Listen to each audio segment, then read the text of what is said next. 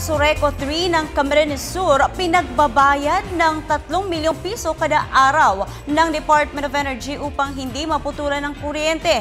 Yan naman ang ihahatid na balita sa atin ni Grace Rifama Simando ng Radyo ng Bayan Naga. Grace, magandang hapon sa iyo.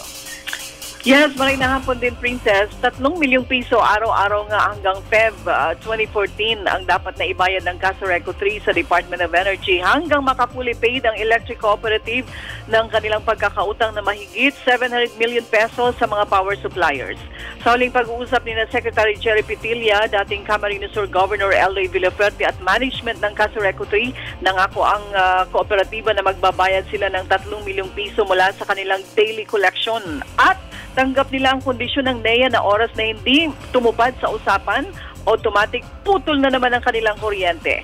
Mismanagement at pakikialam influensyang politiko sa 5th District ang nakikitang dahilan ng NEA kung bakit napakaraming may malalaking utang sa power bills pero hindi nasisingil. Sa top 100 na utang na may utang sa kuryente ng Casureco 3, nangunguna ang mga pangalan ng mga alfilors. Ang pamilyang ito ang matagal nang nagdodomina sa politika sa 5th District. Ang mga pamilyang Oliva, ang malalaking negosyanteng may apelidong Pera, Gaite, at ang malaking universidad sa UNEP na pag-aari ng mga alfilors at mismong ang LGU Iriga City ay hindi daw nagbabayad ng kuryente.